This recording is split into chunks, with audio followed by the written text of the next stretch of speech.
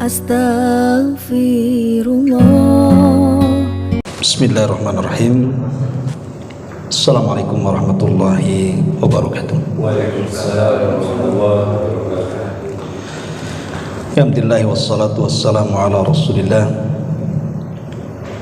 wa ala alihi wa sahbihi wa mawalah wa la hawla wa la quwata illa billahi wa ba'du. Alhamdulillah, di malam ini kita bisa kembali duduk bermajelis ilmu. Salawat dan juga salam kita hadiahkan kepada Rasul kita Nabi besar Muhammad sallallahu alaihi wasallam. Tema di malam hari ini, karena beberapa hari ke depan kita akan menyongsong tamu yang sangat mulia, bulan Ramadan, maka pembahasan di malam ini kita akan bicara seputar Ramadan. Di dalam Al-Quran Allah subhanahu wa ta'ala berfirman, Qul bi fadlillahi wa bi rahmatihi fabidzalika falyafrahu huwa khairun mimma yajma'un. Katakan wahai Muhammad, karena karunia Allah subhanahu wa ta'ala yang banyak dan rahmatnya yang luas, maka dengan sebab keduanya berbahagialah kalian. Itu lebih baik dibandingkan dunia yang kalian kumpulkan. Di antara karunia dan rahmat Allah subhanahu wa ta'ala adalah kedatangan bulan Ramadan. Maka dengan kedatangan bulan Ramadan, Allah katakan falyafrahu, bergembiralah kalian. Maka wajib seorang muslim atau wajib seorang mukmin dengan kedatangan Ramadan wajib bahagia. Kenapa wajib bahagia? Karena tidak ada karunia yang lebih besar dan rahmat yang luas kecuali di bulan Ramadan. Makanya sudah sepantasnya seorang mukmin berbahagia, bahkan mengucapkan salam akan kedatangannya, kemudian mengingatkan orang-orang di sekitar kita tentang kedatangannya. Makanya Nabi sallallahu alaihi wasallam apabila menyongsong bulan Ramadan, maka Nabi akan mengumpulkan para sahabatnya. Kemudian Nabi SAW akan bersabda, Ja'akum Ramadan, telah datang kepada kalian Ramadan. Futihat abwabul jannah wa ghuliqat abwabun niran wa suffidatis syayatin.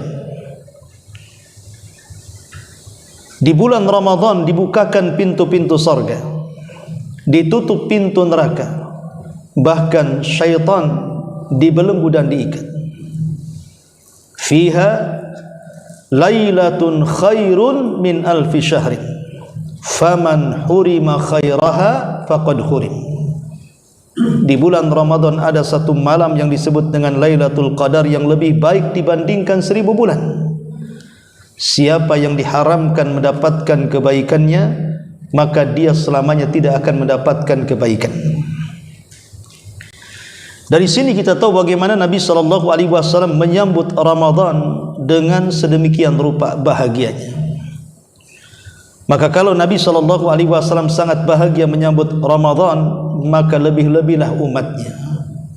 Sebagai umat Rasul, maka kita wajib berbahagia dengan kedatangan Ramadan. Masalahnya, banyak orang yang was-was kalau datang Ramadan. Banyak orang yang sedih apabila datang Ramadan. Aduh, puasa lagi, lapar lagi. Gimana ini dagangan saya? Siapa yang mau beli? baru buka warung makan, tutup lagi. Jadi ada orang-orang yang kemudian merasa sempit hatinya, takut dengan puasa, takut dengan tarawih, takut tidak bisa berbisnis, dan begitu seterusnya. Padahal Ramadan adalah bulan di mana kita mengumpulkan dan mendulang pahala sebanyak-banyaknya. Tidak ada satupun bulan dalam setahun seorang muslim mudah mengumpulkan pahala kecuali di bulan Ramadan. Karena siangnya penuh dengan pahala, malamnya juga penuh dengan pahala.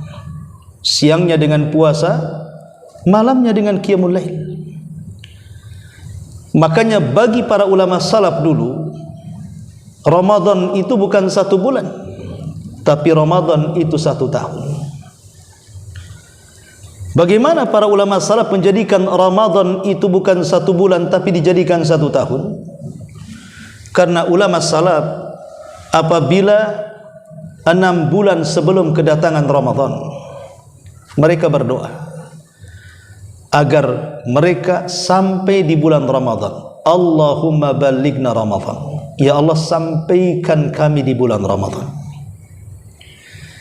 Kemudian apabila sampai Ramadan, mereka berpuasa, mereka qiyamul lail, dan banyak melakukan macam-macam ketaatan dan ibadah. Apabila berlalunya Ramadan, maka mereka akan berdoa 6 bulan setelahnya agar seluruh amal ibadahnya diterima selama bulan Ramadan. Makanya bagi mereka Ramadan itu 1 tahun, karena 6 bulan sebelum kedatangannya berdoa supaya sampai di bulan Ramadan, 6 bulan setelahnya mereka berdoa supaya amalan Ramadannya diterima Allah subhanahu wa ta'ala. Hadirin yang dimuliakan Allah subhanahu wa ta'ala, Ramadan adalah bulan yang memindahkan kita dari dunia ke surga. Kenapa demikian? Kita tahu bahwa tidak ada rahmat yang menyebar lebih banyak kecuali di bulan Ramadan. Tidak ada ampunan yang paling banyak kecuali bulan Ramadan. Tidak ada berkah dan kebaikan yang diterima manusia kecuali di bulan Ramadan. Bahkan ada hamba-hamba Allah subhanahu wa ta'ala yang banyak dimerdekakan dari api neraka, itu hanya di bulan Ramadan. Makanya Ramadan ini sebuah kebahagiaan bagi kaum muslimin. Karena di bulan Ramadan ada orang-orang yang betul-betul ketika memanfaatkan Ramadan dosa-dosanya diampuni. Ada orang-orang yang ketika datang bulan Ramadan dicatat oleh Allah sebagai orang yang dibebaskan dari api neraka. Ada orang-orang di bulan Ramadan kebaikannya bertambah dan berkahnya meluas. Itulah yang kemudian dijadikan oleh para sahabat Nabi SAW, Ramadan itu bulan yang paling mulia dibandingkan bulan-bulan yang lainnya. Dan ini dilihat daripada apa? Daripada meningkatnya amal saleh di bulan Ramadan yang tidak meningkat di bulan-bulan yang lainnya. Contoh sederhana, tidak ada yang ataupun tidak banyak di luar Ramadan yang banyak berpuasa melebihi bulan Ramadan. Kalau di luar Ramadan, orang yang puasa Senin Kamis itu lumayan banyak. Tapi yang puasa Daud hampir bisa dihitung dengan jari. Tapi tidak semua puasa. Mungkin satu keluarga itu mungkin ya ibunya saja yang puasa atau ayahnya saja yang puasa, anak-anaknya tidak puasa. Tapi datang bulan Ramadan semua berpuasa. Mau orang tuanya, mau anaknya, mau ibunya, semua berpuasa. Bahkan anak yang paling bandel sekalipun ikut puasa dia. Kenapa coba? Ini dorongan apa? Kenapa mereka mau puasa? Itulah yang kemudian hawa Ramadan yang menggerakkan mereka untuk berpuasa. Atau orang-orang yang membaca Al-Quran di bulan Ramadan jauh lebih banyak dibandingkan di luar Ramadan. Hari ini kalau kita jalan-jalan dari Batu Haji sampai ke sini, atau dari sini sampai ke Batu Haji, di atas jam 8 malam hampir tidak terdengar bacaan Quran. Tapi coba di bulan Ramadan, jangankan jauh, masuk ke gang-gang, ke perumahan, yang penting ada masjid dan musola, pasti ada orang baca Quran. Bahkan saking semangatnya itu baca Quran sampai jam 12 malam, gak peduli apakah tetangga tidur atau tak tidur, yang penting baca. Saking semangatnya, sehingga orang-orang yang bahkan tidak bisa membaca Quran pun bisa mendengarkan Quran. Lah siapa yang menggerakkan lisan-lisan kaum muslimin di bulan Ramadan untuk membaca Quran? Kalau bukan hawa Ramadan yang menjadikan mereka akhirnya rajin baca Quran. Ya. Atau yang sederhana seperti orang bersedekah. Di bulan Ramadan sedekah itu paling banyak dibandingkan di luar Ramadan. Kalau seandainya kita ini selepas puasa ingin iftar, datang ke masjid-masjid atau ke musolah-musolah, terkadang dari DKI masjid itu sudah menyiapkan berbagai macam jenis makanan untuk iftar. Dari mana makanan ini? Sedekah kaum muslimin. Tapi kalau di luar Ramadan kita puasa Senin Kamis ingin iftar di masjid, siapa yang ngasih iftar? Kecuali kita beli di luar kemudian dibawa ke masjid. Dari sini kita tahu bahwa hawa Ramadan menggerakkan orang untuk sedekah. Bahkan orang yang sholat tarawih, yang sholat malam atau tahajud yang diawalkan. Tarawih kan tahajud yang diawalkan. Cuman para ulama ada yang membedakan antara bahasa qiyamul lail, tahajud dan tarawih. Kalau qiyamul lail itu umum, bahasa Arabnya qiyamul lail, bahasa Indonesianya menegakkan malam dengan ibadah. Berarti kalau disebut qiyamul lail tidak mesti sholat, bisa baca Quran. Kalau dilakukan di malam hari maka disebut qiyamul lail. Bisa memperbanyak istighfar, kalau dilakukan di malam hari namanya qiyamul lail. Bisa kemudian berzikir, berwudu dan yang semacamnya, kalau dilakukan di malam hari namanya qiyamul lail. Jadi qiyamul itu umum, mencakup salat dan bukan salat. Tapi kalau tahajud dan tarawih ini khusus. Bedanya kalau tahajud dilakukan setelah tidur, kalau tarawih dilakukan sebelum tidur. Tapi intinya tiga-tiganya masuk dalam kalimat qiyamul lail. Coba bayangkan di hari-hari biasa, siapa yang bisa tahajud? Kecuali orang-orang yang diberikan rahmat saja mereka tukang tahajud. Mungkin dalam satu keluarga itu 1-2 saja yang tukang tahajud itu, atau bahkan sama sekali tidak ada. Tapi lihat Ramadan, orang yang melakukan qiyamul lail, salat tarawih, luar biasa membeludaknya. Anehnya, walaupun bertanda tanya ya, tarawih itu kan ada yang 11 rakaat, ada yang 23 rakaat. Artinya sedikit-dikitnya bilangan tarawih itu 11. Tapi diburu orang.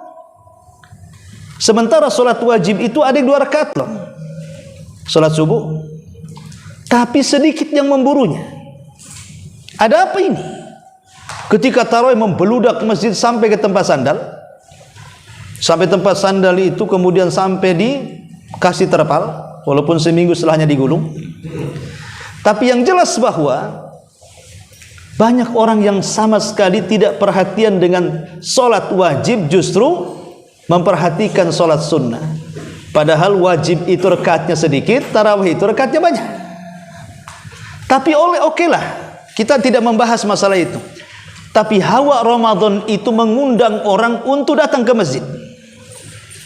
Bahkan kalau di Masjidil Haram, Ramadan itu dari tanggal 1 Ramadan sampai akhir Ramadan, membeludaknya luar biasa. Lebih banyak jumlah yang datang ke Masjidil Haram di waktu Ramadan dibandingkan musim haji. Musim haji itu sudah dari berbagai macam negara juga kan. Tapi kalau Ramadan lebih berlipat daripada musim haji, terutama di 10 akhir Ramadan. Dari sini kita tahu bahwa hawa Ramadan itu bisa memakmurkan Baitullah Al-Haram lebih dibandingkan bulan-bulan yang lain. Kok bisa? Semua terbangkitkan, orang mau ibadah sebegitu semangatnya kan? Apa rahasianya? Kenapa Ramadan bisa membangkitkan macam-macam ibadah? Ulama mengatakan rahasianya ada di ibadah puasa. Puasa itulah yang membangkitkan orang sedekah. Puasa itulah yang membangkitkan orang tarawih. Puasa itulah yang membangkitkan orang berzikir, baca Quran dan yang semacamnya. Jadi rahasia puasa itu yang menjadikan orang bangkit semua untuk beribadah. Kenapa mesti puasa? Karena kata para ulama, puasa itu adalah afdalu ibadati sir, seutama-utama ibadah yang bersifat tersembunyi. Kenapa ibadah puasa itu adalah ibadah yang tersembunyi? Karena tidak ada yang tahu orang itu sedang berpuasa. Kalau sholat nampak dari takbir sampai salamnya, kita bisa melihatnya. Kalau zakat nampak dia bawa harta. Apalagi haji, bukan nampak lagi, sebelum berangkat sudah selfie, kasih tahu dunia, saya haji. Lebih nampak lagi kalau haji itu. Mulai dari berangkat sampai tawaf, sampai sa'i, sampai wukuf, semua ada selfie-nya. Dari sini kita tahu bahwa salat, zakat, haji itu ibadah tampak. Susah untuk menyembunyikannya. Tapi puasa adalah ibadah yang tersembunyi. Orang tidak tahu dia sedang berpuasa kalau dia yang ngomong, "Afwan lagi puasa." Pemainnya datang Senin Kamis nih, tamu, kemudian kita sodorkan makanan. Kan kita tidak tahu ketika menyodorkan, berarti kita tidak tahu dia sedang berpuasa. Kalau tahu sedang berpuasa, nggak mungkin lah kita sodorkan makanan.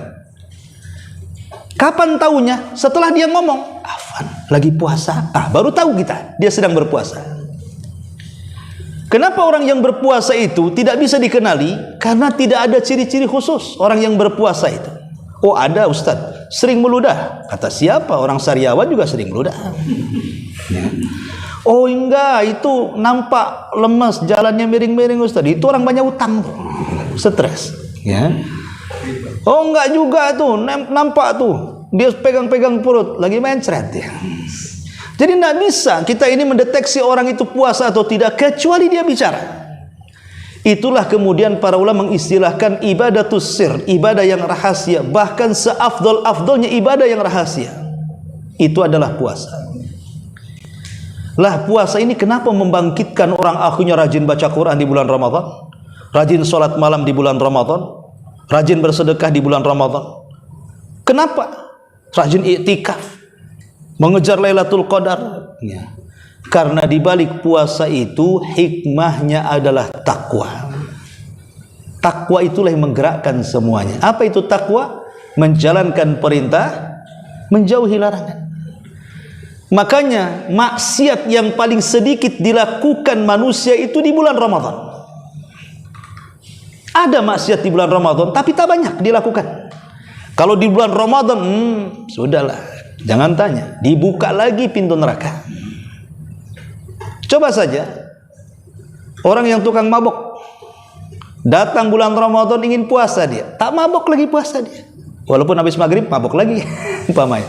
Tapi kan dia bisa tuh menahan tidak mabok dari terbit fajar sampai terbenam matahari. Dia sanggup, padahal mungkin hari-hari biasa tak bisa dia kayak gitu. Atau orang-orang yang melakukan maksiat-maksiat sirriyah, maksiat-maksiat yang sembunyi-sembunyi, maaf namanya anak-anak muda gitu kan, onani dan yang semacamnya. Kalau dia puasa tidak pernah dia lakukan itu. Dia sanggup tahan syahwatnya dari terbit fajar sampai terbenam matahari kan. Dari sini kita tahu tidak ada maksiat yang lebih sedikit dilakukan manusia kecuali bulan Ramadan. Siapa yang menggerakkan? Takwa yang menggerakkan. Atau tadi baca Quran dilakukan, tahajud iya, semua iya. Siapa yang menggerakkan? Takwa. Karena takwa itu menjalankan perintah. Dan Allah Subhanahu wa taala berfirman, "Ya ayyuhalladzina amanu kutiba alaikumusiyam kama kutiba 'alal ladzina min qablikum la'allakum tattaqun."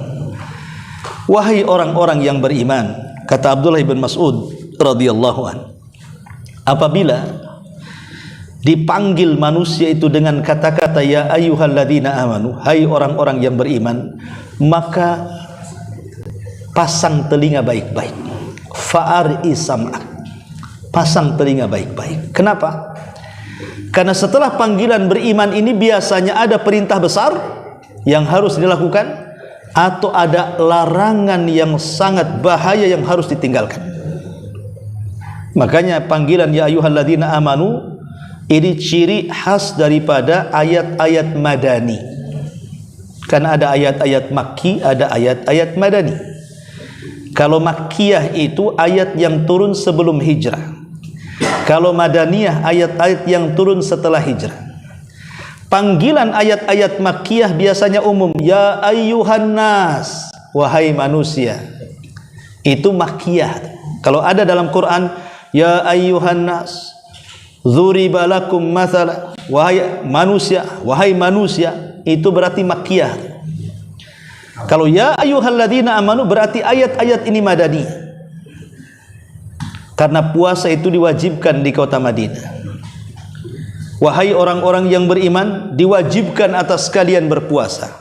Sebagaimana puasa telah diwajibkan kepada umat sebelum kalian. Hikmahnya apa? Apakah dengan puasa itu supaya kalian lapar? Apakah supaya kalian haus? Ataukah supaya kalian tidak melakukan hubungan suami istri? Bukan, hikmahnya adalah la'allakum tattaqun, agar kalian bertakwa. Dan Nabi SAW dengan tegas tentang masalah takwa, di mana letaknya? Kata Nabi SAW, at-taqwa hahuna, takwa di sini, kata Rasul. Artinya takwa itu dalam dada. Takwa itu amalan hati. Takwa itu di sini. Artinya takwa itu di hati. Takwa itulah yang melembutkan hati yang keras. Kenapa orang malas tahajud? Karena keras hatinya. Kenapa orang malas baca Quran? Karena keras hatinya. Kenapa orang tidak mau sedekah? Karena keras hatinya. Kenapa orang berzina? Keras hatinya. Kenapa orang maksiat? Karena keras hatinya. Yang menjadikan orang banyak melakukan maksiat dan melanggar perintah itu karena keras hatinya. Takwa itu yang melembutkannya. Makanya dari sini Imam Ibnul Qayyim Al-Jauziyah rahimahullahu ta'ala mengatakan, satu-satunya ibadah yang bisa menghilangkan 4 penyakit hati yang mengeraskan hanya puasa. Satu-satunya ibadah yang bisa menghilangkan 4 penyakit hati yang mengeraskan hati hanya puasa. Kemudian beliau memperinci apa 4 penyakit itu. Kata beliau, kasratul kalam, banyak ngomong, banyak bicara. Lisan inilah yang banyak memasukkan kita ke dalam neraka. Kata Nabi SAW dalam sebuah hadis yang dikeluarkan Imam Bukhari, kata beliau, tidaklah manusia melakukan pembicaraan walaupun hanya 1 kalimat, tapi dengan kalimat itu membuat Allah murka, cukup bagi dia dimasukkan ke dalam neraka. Kata Mu'adz bin Jabal radhiyallahu an, Rasul, apakah lantaran lisan-lisan kami dimasukkan ke neraka? Kata Rasul, thaqilatka ummuka ya Mu'adz, celaka engkau Mu'adz, fahal yakubun nas fi nari jahannam illa hasaidu alsinatihim, bukankah kebanyakan manusia dijebloskan ke neraka akibat lisan-lisan mereka? Dari sini kita tahu bahwa banyak bicara itu bisa mengantarkan ke neraka. Kenapa? Karena dari banyak bicara lari ke ghibah, lari ke namimah, lari ke fitnah, lari ke dusta, macam-macam. Penyakit-penyakit lisan ini kan macam-macam. Dan itu akibat dari banyak bicara. Lah banyak bicara ini bisa mengeraskan hati. Lah puasa itu bisa untuk mengobati lisan. Karena orang puasa, kalau benar puasa, pasti sedikit bicaranya. Kalau orang banyak puasa curigai, apakah dia puasa atau tidak?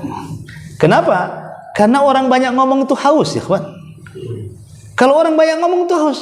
Saya aja kalau disuruh pengajian yang biasa bisa 1 jam di bulan selain Ramadan, kalau sudah kajian itu saya hanya batasi saja. Kalau kajian pagi paling lama 1 jam itu dengan tanya jawabnya, 30 menit materinya, 30 menit tanya jawabnya. Kalau tidak ada ya 30 menit pulang.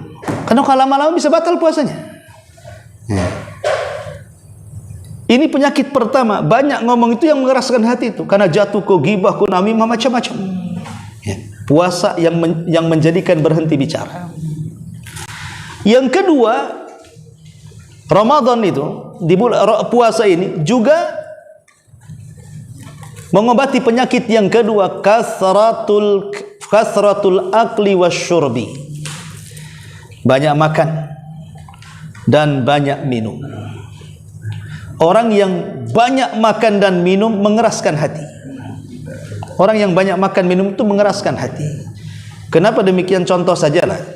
Kalau orang sudah puasa dari pagi sampai sore, kemudian ketika berbuka macam-macam makanan di dalam meja, di atas meja, kemudian kita makan semua sataplak-taplaknya tuh, habis. Kira-kira nih, jangan cerita tarawih yang nguap-nguap, maghrib saja malas. Makanya kenapa Nabi SAW memberikan sebuah wejangan, kalau kita berbuka itu cukup dengan rutab. Kalau ada rutab, kalau tidak ada tamar. Apa bedanya rutab dengan tamar? Rutab itu yang basah, kalau tamar itu yang kering. Kurma kering itu namanya tamar. Kalau rutab itu yang kuning-kuning basah, itu yang enak. Cukup dengan itu sama air putih. Dan ini mukjizat puasa. Subhanallah ya, orang berpuasa itu kan dari pagi, dari terbit fajar sampai terbenam matahari, dia tahan lapar, dia tahan haus, sudah mulai lemas badan pun. Tapi ketika datang berbuka, walaupun hanya air putih dan kurma, hilang tuh semua lelahnya, hilang semua letihnya. Mujizat, pada 1 hari lelah letih dia. Kena kurma 1-2 biji sama air putih, hilang semuanya, segar lagi. Artinya apa? Allah Subhanahu wa ta'ala tidak membebankan sebuah ibadah kecuali yang mereka sanggup saja. Ya. Kembali bahwa yang mengeraskan hati itu adalah banyak makan dan minum. Ahli kuliner. Itu keras hatinya tuh, ahli kuliner tuh. Hati-hati. Lah puasa ini bisalah meredam itu. Meredam kuliner. Karena begini, saya ini kadang-kadang aneh ya. Kalau orang dulu itu kan, orang dulu kalau datang Ramadan itu pikiran mereka itu pengen umroh, itikaf sebulan lah di Masjidil Haram. Atau orang dulu itu biasanya lah mungkin cari-cari masjid. Hari ini masjid ini, besok masjid itu. Kenapa? Di sana imamnya bagus, 1 juz. Di sana imamnya bagus, suaranya bagus. Itu orang dulu tuh dari masjid ke masjid. Orang sekarang dari pasar ke pasar. Ini pasar kaget sebelah sini, besok sebelah sana, besok sebelah sini. Gimana ceritanya nih? Dari pasar ke pasar, dari mall ke mall. Ya. Lah ini yang kedua adalah banyak makan itu mengeraskan hati. Hanya dengan puasa kita bisa mengurangi itu. Yang kedua, yang ketiga yang mengeraskan hati adalah kasratul mukhalatatin nas. Banyak bergaul, banyak main. Jalan ke sana sama kawan, ngopi di sana. Jalan ke sana, jalan sini, masih jalan aja sama kawannya. Itu mengeraskan hati. Karena kalau orang sudah banyak kawan, banyak jumpa, banyak ngobrol, itu lupa semuanya. Lupa kalau dia punya istri, lupa kalau dia punya anak, lupa kalau dia punya rumah, ya. Lupa semuanya itu. Lah, tapi orang puasa bisa menekan tuh, jalan sana ke sini. Kenapa? Apalagi terik matahari di siang bolong, diajak main jalan sana, mana mau orang. Panas, batal puasa nanti saya. Kok mau berangkat sendiri-sendiri sana? Paling gitu sama kawannya. Lah itu bisa ditekan dengan puasa. Kemudian juga yang terakhir kata Imam Ibnul Qayyim, kasratun naum. Yang mengeraskan hati itu banyak tidur. Tukang tidur. Karena ada orang yang berpuasa itu sengaja malamnya begadang. Malam itu sengaja dibegadangkan. Kenapa? Targetnya siang puasa dari pagi sampai sore. Ini kan sudah salah niatnya itu. Sengaja nggak tidur dia sampai sahur, kemudian subuh, kemudian baru blek tidur. Nanti bangun duhur itu masih ngantuk. Sholat lah kan. Habis duhur lanjut dia. Nanti habis asar betul-betul bangun. Pikirannya pasar kaget. Nggak ada lagi. berburu takjil. Alasannya ngabuburit. Ngabuburit apa? Berarti kan puasa Anda cuma sejam 2 jam saja kalau begitu. Karena orang tidur tidak dianggap puasa. Lah ini banyak tidur ini mengeraskan hati. Maka dengan puasa itu bisa mengobatinya, kata Imam Ibnul Qayyim rahimahullah. Lah dari sini kita tahu bahwa puasa itu bisa melembutkan hati yang keras. Kenapa? Karena hikmah takwa itulah yang masuk dalam hatinya. Karena takwa itulah akhirnya orang rajin baca Quran, rajin sholat tarawih, rajin sedekah, rajin berbuat kebaikan. Itu dampak daripada puasa. Sehingga jangan heran kalau di bulan Ramadan orang meningkat kebaikan dan imannya, karena ada puasa. Sebab di luar Ramadan gak ada puasa, ya akhirnya malas tahajud, malas baca Quran, malas istighfar, malas berzikir, gak ada puasa masalahnya. Lah dari sinilah kenapa Ramadan itu fursah, sebenarnya kesempatan kita untuk mendulang pahala sebanyak-banyaknya. Karena ada ibadah yang disebut dengan puasa. Baik ma'asyiral muslimin yang dimuliakan Allah Subhanahu wa taala. Bicara lebih umum keutamaan Ramadan. Kalau tadi bicara sedikit puasa. Ramadan secara umum adalah bulan di mana manusia akan mudah untuk berubah. Jadi melakukan perubahan di bulan Ramadan itu lebih mungkin dibandingkan di luar Ramadan. Contoh tadi, kalau di luar Ramadan mungkin ada kebiasaan-kebiasaan rahasia dengan maksiatnya. Atau mungkin orang yang suka merokok gitu ya. Tapi di bulan Ramadan kebiasaan merokok bisa dihentikan. Dari terbit fajar sampai terbenam matahari, dia sanggup, dia tahan itu. Dia sanggup. Bahkan kalau ada asap keluar dari cerobong motor itu dia tak mau menghirupnya tuh. Padahal dia ahli rokok. Artinya banyak orang-orang yang ahli maksiat kalau masuk Ramadan itu berhenti. Kenapa? Menghormati Ramadan. Dia tahu ini Ramadan, ini bulan suci. Dia tahu kalau dia maksiat takut kualat. Dari situ bahwa Ramadan itu disebut syahrut taghir, bulan di mana kita bisa untuk melakukan perubahan. Masalahnya manusia ini melakukan perubahan itu ada 2 golongan. Ada dengan datangnya Ramadan berubah menjadi baik. Ada dengan datangnya Ramadan justru berubah menjadi jahat. Ada yang ketika datang Ramadan, Masya Allah, imannya full. Umroh dia dari awal Ramadan, iktikaf gak keluar-keluar di Masjidil Haram tuh. Baca Quran, dengerin ceramah, sampai akhir Ramadan baru balik. Nah, itu positif namanya.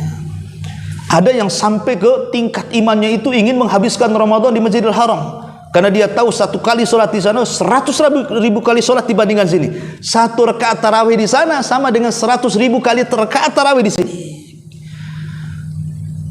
Tapi ada juga yang tidak seperti itu. Justru menghabiskan Ramadan itu bukan untuk ibadah. Karena sudah ancang-ancang kan, nih Ramadan nih kalau saya jualan ini nih, laris nih. Jualan dari sore sampai jam 12. Kapan tarawihnya? Jangan cerita maghrib bisa pun lewat. Nongkrongi jualannya. Iktikaf dengan jualannya. Lah ada orang yang berubah itu ke positif, ada juga ke negatif. Seperti saya contohkan tadi, ada orang yang ingin menambah keimanannya dari masjid ke masjid. Ini pula yang satu dari pasar ke pasar. Lah begitulah Ramadan merubah orang itu. Makanya Nabi SAW sampai mengatakan, ketika mengaminkan doanya Jibril, apa kata Jibril? Ragima anfu rajulin adraka Ramadan falam yughfar min dhunubi. Celaka dan binasa orang yang masuk Ramadan sebulan penuh, keluar tidak ada satu dosa yang diampuni. Kata Rasul, aku aminkan tuh orang-orang itu. Kecelakaan.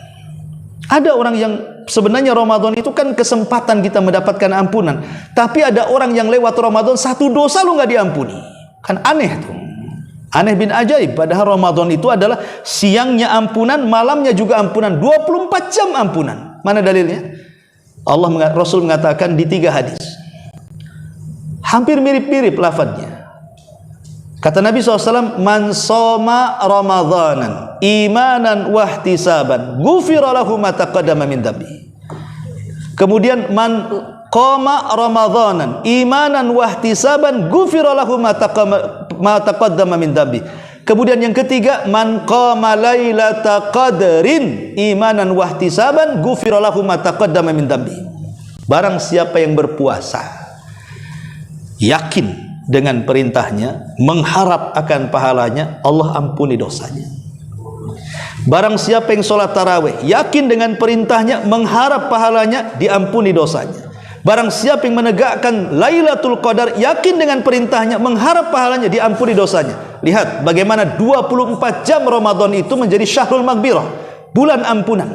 Kenapa? Siangnya diampuni dengan puasa, malamnya diampuni dengan qiyamul lail. Jadi 24 jam Ramadan itu bulan ampunan. Dan ajaibnya adalah, kalau seandainya Allah Subhanahu wa taala sudah mengampuni kita, apa yang terjadi?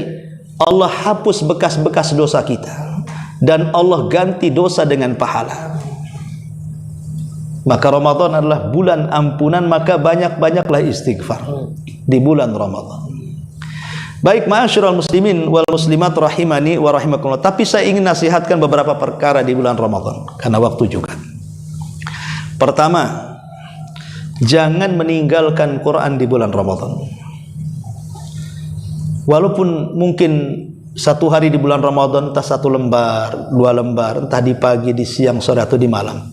Yang penting adalah dalam satu hari itu kita membaca Quran. Kenapa? Karena Ramadan itu bulan Quran. Aib kalau di bulan Quran kita tidak membaca Quran. Sangat aib sekali. Ini bulan Quran, kok kita malah meninggalkan Quran? Aneh. Kalau seandainya di bulan Quran kita tidak membaca Quran, pasti di luar bulan Quran Anda tidak pernah melihat Quran. Dan ini bahaya. Tanda hajrul Quran.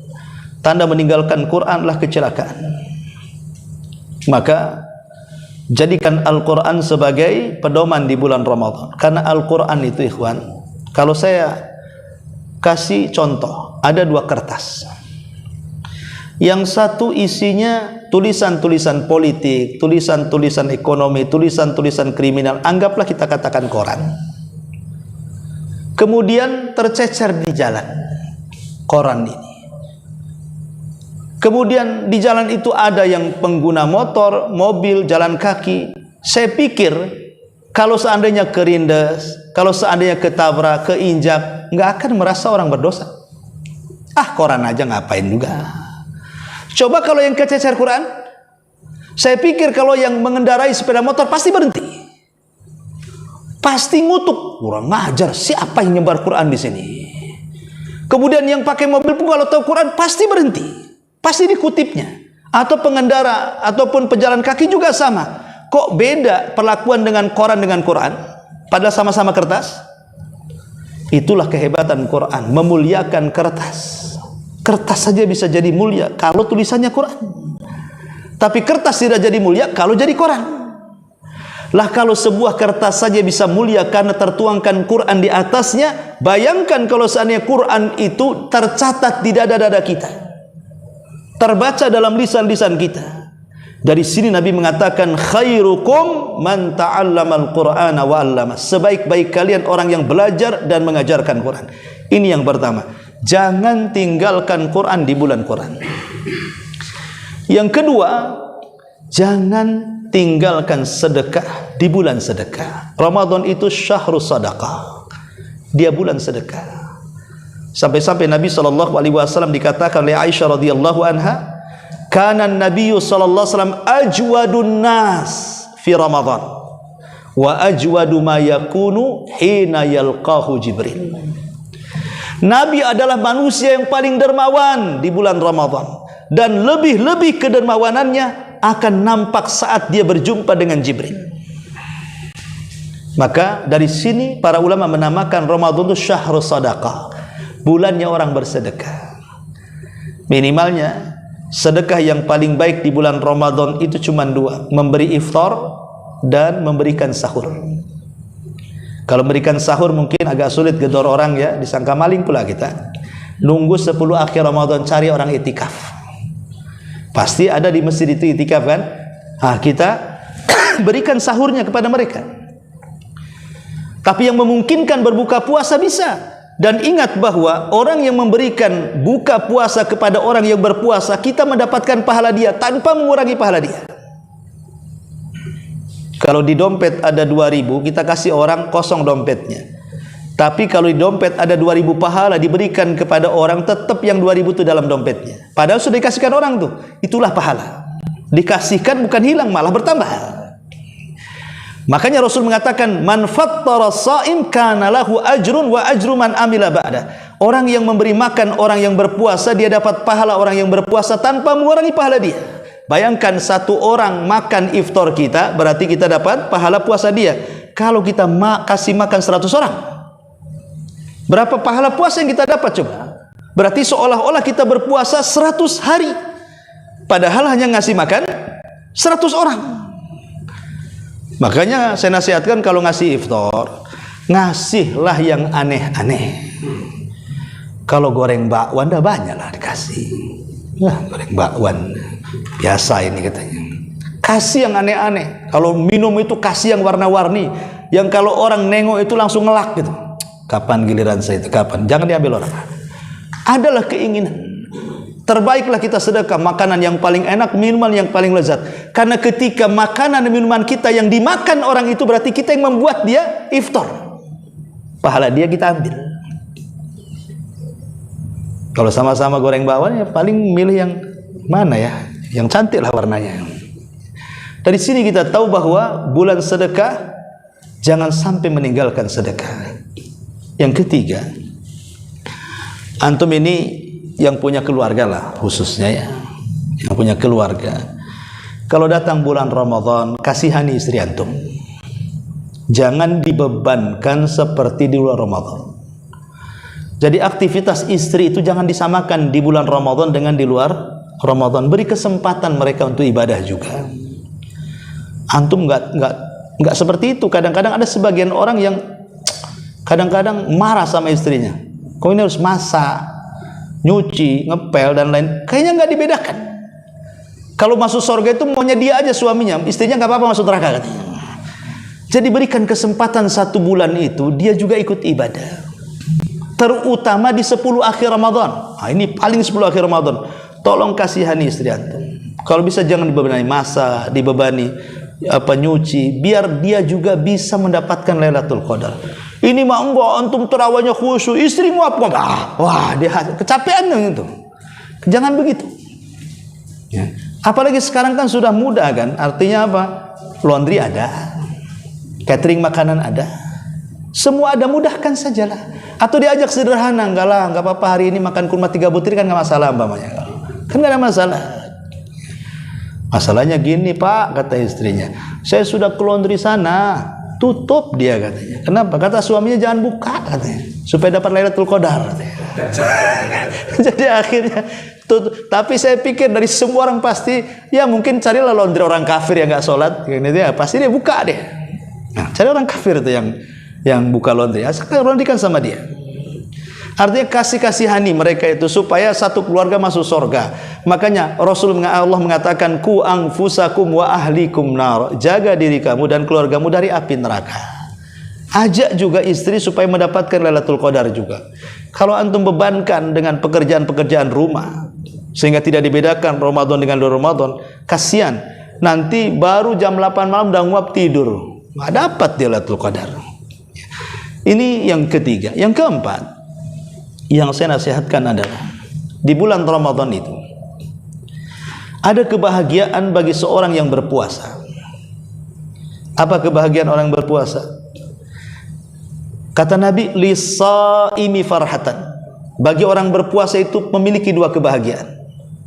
Kebahagiaan yang pertama inda fitri, saat berbuka. Itu kebahagiaan yang paling besar saat orang berpuasa itu adalah saat berbuka. Kenapa? Habis lapar, tahu-tahu ada makanan. Habis haus, tahu-tahu ada minuman. Orang tidak mungkin merasakan nikmat makan dan minum kecuali dia lapar dan haus. Kalau sudah kenyang mau dikasih makanan enak pun tidak akan dimakan. Kalau dia sudah kenyang dengan minuman, mau dikasih minuman lezat pun malas dia minum. Tapi nikmatnya di situ. Tapi itu bukan masalah. Yang masalahnya adalah ketika menjelang berbuka itu ada satu waktu kalau kita berdoa itu pasti akan dikabulkan. Kata Rasul, Thalathu da'awatin mustajabah. 3 tempat kalau Anda berdoa mustajab. Kemudian salah satunya Nabi mengatakan da'watun indal iftar. Berdoa saat berbuka. Ingat saat berbuka berdoa. 5 menit jadi. 10 menit bagus. Ya. Itu waktu yang sangat krusial sebenarnya orang yang berpuasa. Kenapa demikian coba? Karena orang yang berpuasa itu sudah berusaha dia menahan lapar karena Allah, menahan haus karena Allah, menahan syahwat karena Allah. Maka Allah berikan kesempatan di akhir sebelum masuk waktu maghrib. Disitulah Allah memberikan hadiah. Kau sudah lapar karenaku, kau sudah haus karenaku, kau sudah menahan syahwat karenaku. Sekarang ku beri kau kesempatan beberapa menit sebelum berbuka, berdoa untukku. Kira-kira apa doanya? Berdasarkan hadis Muslim, Nabi SAW mengatakan lillahi utaqa'u minan nar wa dzalika kulla lailatin min Ramadan wa fi riwayatin 'indal iftar. Kata Nabi SAW, Allah itu setiap malam di bulan Ramadan akan memerdekakan hamba-hambanya dari api neraka. Dalam riwayat, waktunya itu menjelang berbuka. Waktu pembebasan Allah, si fulan tidak akan masuk neraka, si fulan tidak akan masuk neraka, si fulan tidak akan masuk neraka.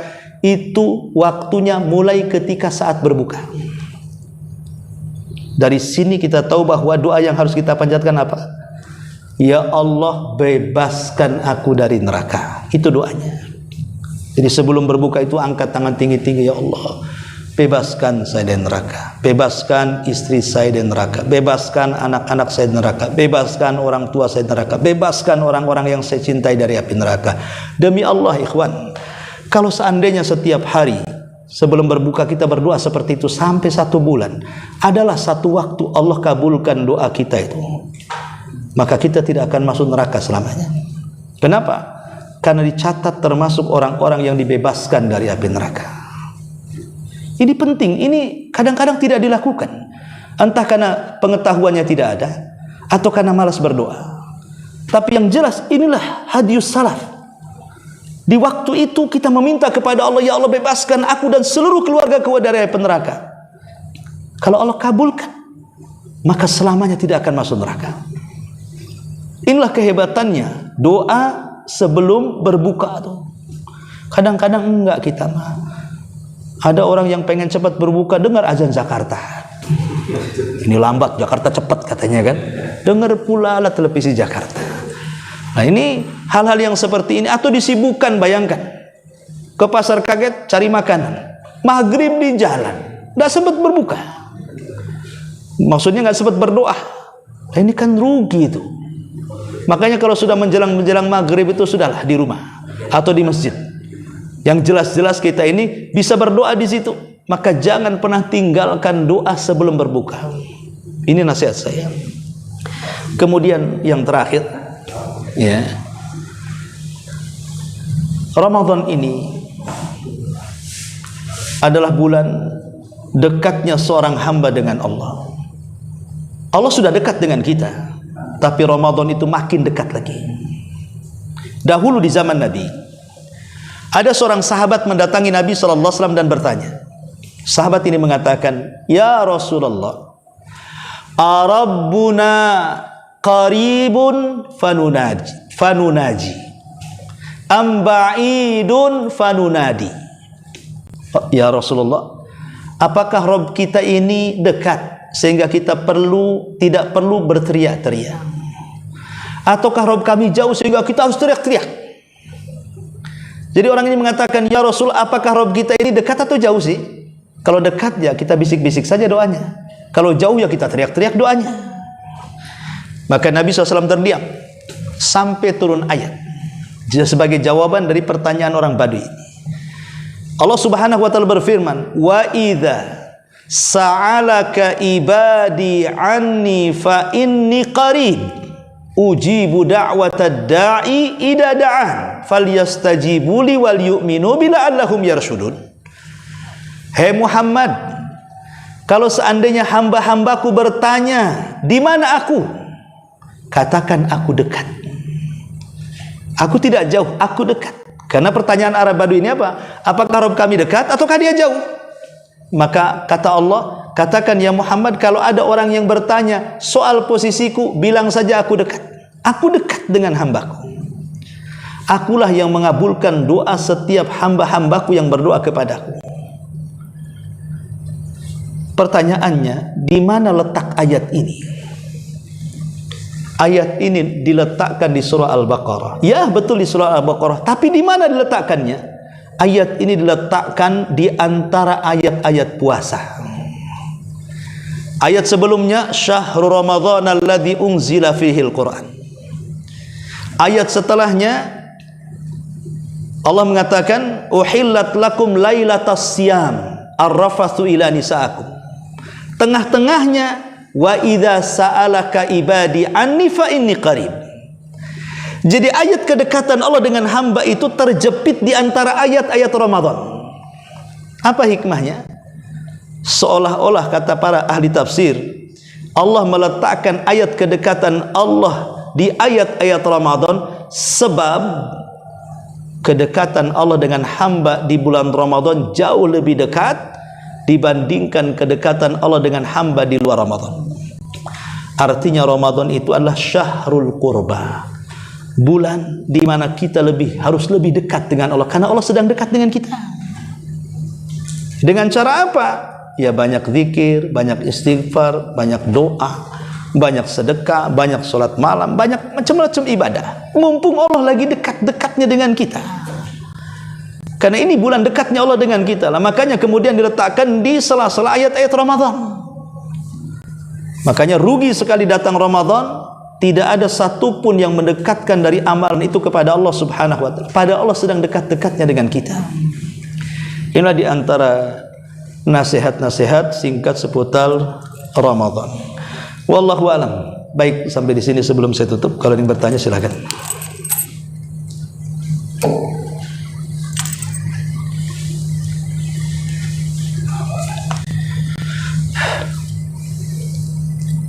Ada? Iya. Waalaikumsalam.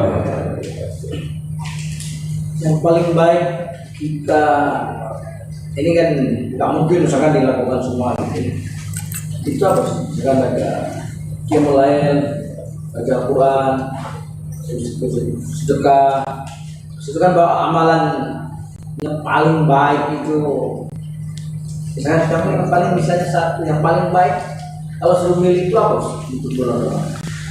Yang paling baik kalau suruh milih ya puasa, karena wajib. Enggak, puasanya enggak anunya dilakukan kayak baca Qurannya apa itu?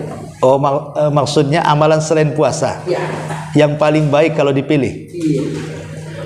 Yang paling baik dipilih adalah qiyamul lail. Karena qiyamul lail itu menggabungkan salat dengan baca Quran. Oh. Kalau baca Quran saja tidak sholat, tapi kalau sholat pasti baca Quran. Jadi samping membaca Quran sambil sholat. Makanya kalau sholat tarawih itu carilah imam-imam itu yang 1 juz gitu ya. Kan mantap tuh, 1 juz itu baca Qurannya 1 juz, gerakannya juga lambat kan, itu banyak. Kalau pilih-pilihan ya tarawih lah, itu sudah menggabungkan baca Quran di dalamnya, sholat juga di dalamnya. Makanya disebut syahrul qiyam, bulannya orang mendirikan ibadah di malam hari. Ya. Gimana lagi? Iya, jadi salat sambil baca Quran gitu. Ya jelas dalam sholat pasti ya baca Quran, tidak mungkin sholatnya baca Quran yang nggak salah sholatnya. Iya. Itu gabungan. Kalau baca Quran kan nggak sholat, ya baca Quran saja. Tapi bagaimanapun Ramadan itu identik dengan 5 saja, 5 amalan. Jadi Ramadan itu identik dengan 5 amalan: puasa, qiyamul lail, baca Quran, sedekah, istighfar. Kata ulama, inilah asas amalan Ramadan. Adapun puasa karena bulan puasa. Adapun qiyamul lail ya karena memang itu syahrul qiyam. Adapun kemudian sedekah karena Rasul paling banyak bersedekah di bulan Ramadan. Adapun kemudian Quran memang semua baca Quran. Adapun kemudian istighfar karena itu bulan ampunan. Karena bulan ampunan istighfar. Makanya kenapa rukun Islam yang 5? Rukun Islam yang 5 itu paling banyak dilakukan di bulan Ramadan dibandingkan di luar Ramadan. Rukun Islam yang 5 ya. Syahadat, salat, zakat, puasa, haji. Puasa, syahadat dulu, kemudian salat, kemudian puasa, kemudian zakat, kemudian haji. Ini yang paling banyak di bulan Ramadan. Pertama salat, sudah jangan tanya salat. Tengok masjid-masjid di mana-mana meludak. Apalagi tarawih. Kalau syahadat bagian daripada zikir. Di bulan Ramadan paling banyak orang berzikir. Kemudian puasa. Di mana-mana orang puasa. Kemudian zakat, paling banyak orang melakukan zakat di bulan Ramadan. Kemudian haji. Apa maksudnya haji? Maksudnya umroh. Karena umroh di bulan Ramadan sama dengan haji. Ada seorang wanita di zaman Nabi, ketika Rasul hendak hajatul wada, dia tidak bisa ikut. Tidak bisa ikut, dia nangis dia. Rasul, gimana nih saya nggak bisa ikut? Kata Rasul, bukankah engkau pernah umroh bersamaku di bulan Ramadan? Kata wanita, iya wahai Rasul, umrohmu di bulan Ramadan sama dengan haji bersamaku, kata Rasul. Dari sini Rasul mengatakan, al umratu fi Ramadan ta'dilu hajjata ma'i. Umroh di bulan Ramadan sama dengan haji. Bukan haji saja, haji bersama Nabi. Jadi intinya rukun Islam itu paling banyak dilakukan di bulan Ramadan. Wallahu a'lam. Ada satu lagi. Iya. Kalau saya salah tuh, ada yang nanya nih ke saya. Saya duduk baca Quran itu tapi salah malam gitu. Tapi Iya. supaya panjang bacaannya. Soalnya kalau berdiri tuh paling ya ayat-ayat pendek. Tapi kalau sambil duduk Boleh.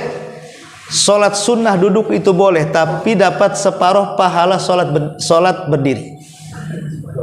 baru. Tapi baca Qurannya panjang. Nggak apa-apa.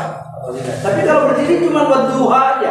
Begini, ada hadisnya bahwa salat duduk itu pahalanya separuh dari salat berdiri.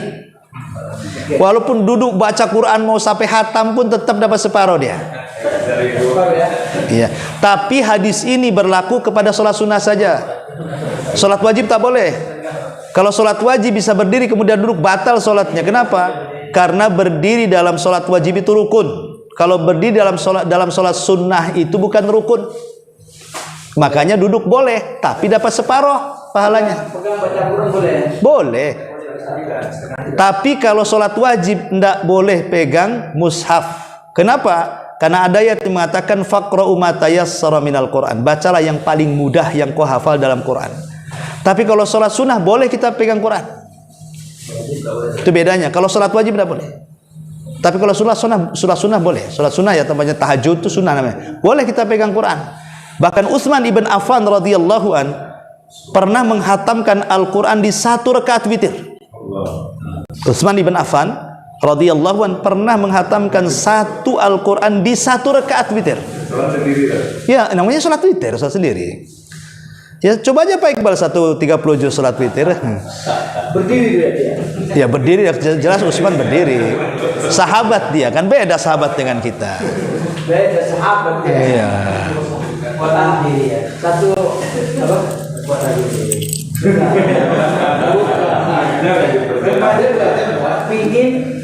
Pingin apa bacaan Al-Qur'annya banyak.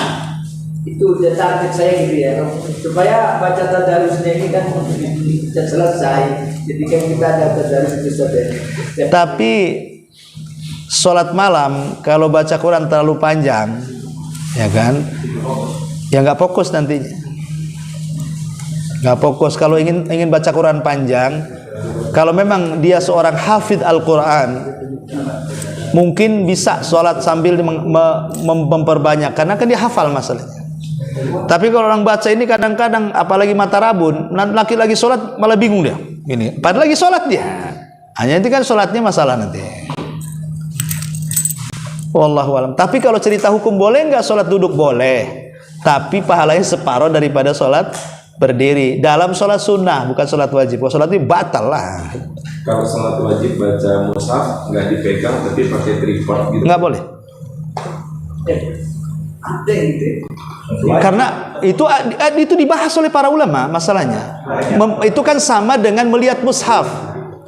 Sama dengan melihat mushaf. Hukumnya kan sama dengan melihat. Sementara dalam sholat wajib itu ada ayat yang mengatakan faqra'u ma tayassara minal Quran. Baca dari yang paling mudah yang kau hafal. Kalau kita ini berarti belum hafal dia. Ngapain baca? Quran besar kita berdiri. Iya, itu kalau kita melihat pembahasan ulama madhab, ya. Kalau sholat wajib itu dia hafalan yang paling mudah. Kalau memang kulhu yang dihafal, ya itu aja dibaca. Ngapain kemudian ke Al-Baqarah? Kalau seandainya dia hafal tabat, ya sudah tabat yang dibaca. Ngapain ke An-Naba yang nggak hafal? Kenapa? Karena sholat wajib itu beda dengan sholat sunnah. Dia sedang melaksanakan kewajiban. Jangan diusik-usik lain. Sebab kalau mushaf besar di sini kan, kuna gitu, itu namanya tidak membaca yang paling mudah. Kan yang paling mudah itu yang dihafal dia yang paling mudah. Kalau sudah baca ini berarti nggak paling mudah itu. Kalau sholat tarawih boleh kan sunnah. Banyak orang kan yang salat tarawih. Sholat sunnah nggak apa-apa. Kalau sholat sunnah, jangankan nengok, megang aja boleh. Di kami sholat wajib masih ya. Kalau kita di sholat ini sholat tarawih. Enggak, pembahasan itu dibahas masalahnya tentang hukum sholat wajib yang melihat mushaf. Itu ada fikihnya. Dalam fikihnya ada. Nah, cuman masalah sholat sunnah itu boleh, karena sholat sunnah itu jangankan itu berdirinya saja tidak rukun, makanya boleh duduk. Rasul sendiri pernah duduk, padahal dia bisa berdiri. Rasul tuh pernah duduk, padahal dia bisa berdiri. Berarti membatalkan ya? Apanya? Membatalkan sholat. Tidak membatalkan sholat. Cuman kan maksudnya, kan bacaan Quran itu hukumnya sendiri adalah sunnah. Seandainya ketika sholat tidak membaca Quran, sah asal Fatihah dibaca. Karena hukum bacaan Qur'annya sunnah, kalau baca itu hukumnya makruh jatuhnya. Ya, gitu. Kalau yang perempuan itu, Iya. tarawih itu, ada saya, udah nggak usah ke masjid, paling ngerumpi nggak usah di rumah aja. Kalau perempuan ya, Iya. jadi Mbak, gimana menurut Ustaz? Jadi laki-laki aja, banyak ngerumpi yang bilang aku larang aja ke masjid, gimana? Jalan itu. Ah, betul masalah. Lihat masjid itu kan? Enggak. Iya enggak. Daripada udah di rumah aja lah salat juga. Iya, sebenarnya nggak ada masalah. Kan asal sholat wanita kan di rumah. Kan? Tapi kalau seandainya ada yang mendorong lebih khusyuk lagi, maka sebaiknya di masjid. Pamannya imamnya bagus suaranya, bagus tajwidnya. Kalau kita sholat tuh khusyuk rasanya, itu kan ada yang mendorong untuk ke situ. Ya, ada pengajiannya. Sementara di rumah Quran aja nggak hafal, nggak bisa dengar kajiannya, sudahlah ke masjid saja. Nah, tapi kalau tadi Pak Iqbal sudah jelas istrinya tukang ngerumpi karena tertangkap CCTV lagi ngerumpi, ya nggak usah. Larang aja gitu. Larang aja. Ini ada CCTV-nya lagi ngerumpi kamu katanya. Allah Ustaz. Ibu-ibu sekarang itu Masya Allah, Masya Allah. peringatan dulu, jangan dilarang. Biasa masalah. Kalau di rumah aja. Sudah? Nggak ada? Oke. Ya gitu. Ada lagi? Ada. Baik, kalau nggak ada, subhanaka bihamdika, asyhadu an la ilaha illa anta astaghfiruka wa atubu ilaik. Allahu ta'ala alam. Assalamualaikum warahmatullahi wabarakatuh.